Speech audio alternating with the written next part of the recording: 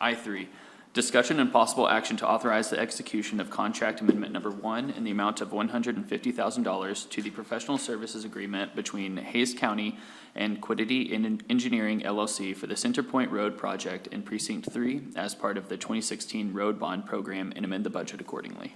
So moved. Second. Commissioner Shaw? Thanks, Judge.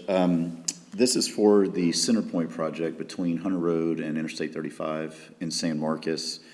As part of our 2016 road bond, we did some preliminary engineering, developed some schematics for concepts for a railroad overpass, which anyone that lives in that part of San Marcos or drives in that part of San Marcos can understand the problems we have with trains stopping, especially Posey, Centerpoint, and McCarty.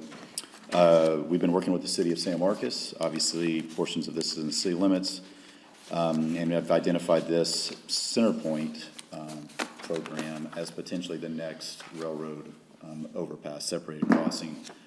The number of people growing in that area, the Kissing Tree development, the traffic on those roads. Outlet Mall, and just the hospital on the other side of the interstate. You're right on. It's just become crazy, and so we have also been trying to identify how would this ever get constructed. There are some federal funds for grade separations right now. There's some other programs. The city's been helping us with that.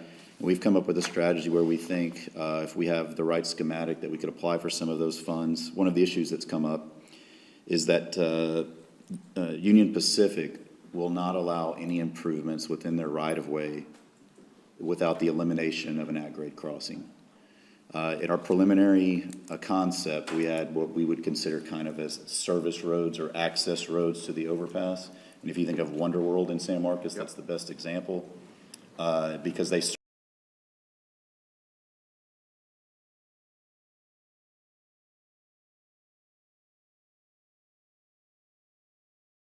businesses that were already in existence. You build this overpass, you still have to provide access to those businesses. So our original concept included at-grade crossings. So it would be a lot less traffic, only the traffic that's serving a specific piece of property out there, which none are technically developed except for one.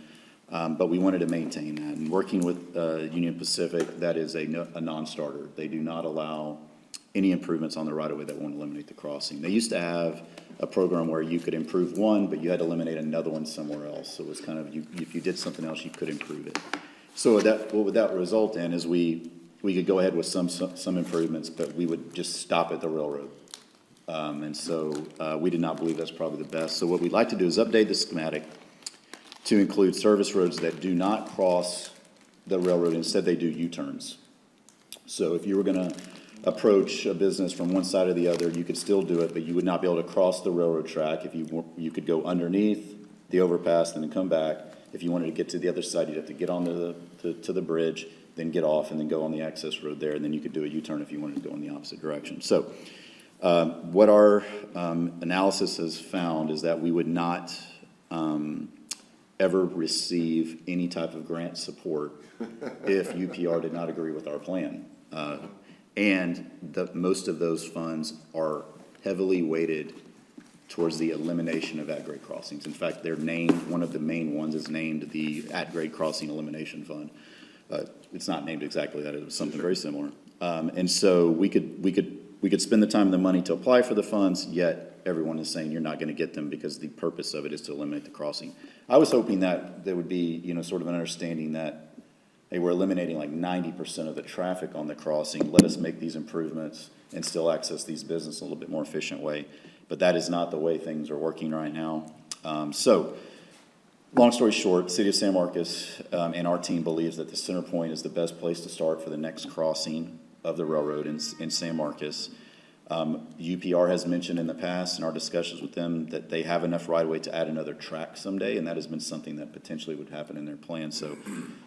Anybody that lives there, you can imagine if they added another track and the traffic that would cause would be extreme. And so I think if we could get ahead of this, we could find a way to fund this and get some some grant funding, maybe from the feds or some other programs. I think it's good, and I wish there was a better solution for it, but there really isn't in the world that we live. And the Kissing Tree development is a great example. As that has developed, you see a lot of individuals trying to access the other side of the interstate for healthcare, and they're continually stopped by these trains. And so I think it probably is the best of the crossings to look at. We analyzed McCarty, and we also analyzed Posey.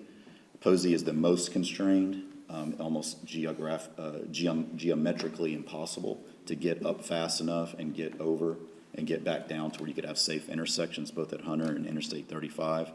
McCarty is not quite as bad as Posey. McCarty and Center Point were very, very close. And then taking into consideration, 110 is technically McCarty to the east.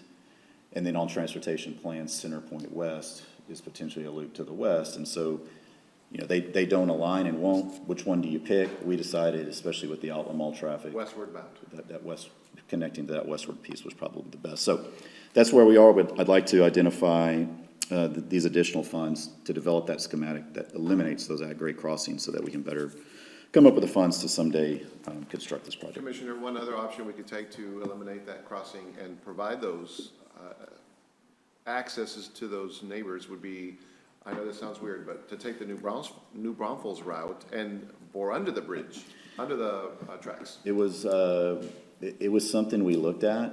Their floodplain issues were quite challenging, but it was one of the things, I actually, even thinking about long-term, and the trains stop here. I'm not an expert on it, but they do things, they stop, they change cars, lanes, yeah. they do things, and so they're not just passing through, they actually stop. Sometimes they cross Center Point, McCarty, and Posey at the same time and just stop. There's been times when I'm pulling up and I swear the person driving the train Says, I see you. just goes a little bit further just to make the thing come down. I know that's not the case, but it feels like it. Could we replace that? That's been done in certain projects of replacing what we call the sidings where they do those things. Like, could we go to UPR and say, hey, can we partner with you and push these facilities that you're using somewhere else so you're not stopping on our roads? Unfortunately, there's really nowhere to push them. I guess we could try to push them into Comal County and let them deal with it. I don't know how nice that would be. But there really isn't a way to move that. Other solutions, like you said, what about, leaving the train tracks at grade and going underneath? That was looked at. What about a combination? Could we raise slowly the train tracks so we didn't have to go so far deep? We looked at that. And then one thing that I found out about this is that the grade in which a rail can go up or down Very is low. very, 60 very degrees, low. 3 degrees. It takes like miles to get, Yeah. like just a couple feet up, because I was like, what about boring for the rail? Just take the rail, Under. go under or something like that. So, You bore all the way past Wonder World. yeah, start in Comal County and get to Travis County would be Yeah. awesome, but it's just some of those constraints are there. We think we can make that work with the access roads and maybe even having to include in city and county transportation plans ulterior roads that connect maybe even to the back sides of those properties. So all of that's being part of what this will do. Great, wonderful. Thank you so much for that explanation. Commissioners, any questions or comments? Dylan? Commissioner Inglesby? Yes. Commissioner Cohen? Commissioner Shell? Yes. Commissioner Smith? Yes. Judge Becerra? Yes, I4.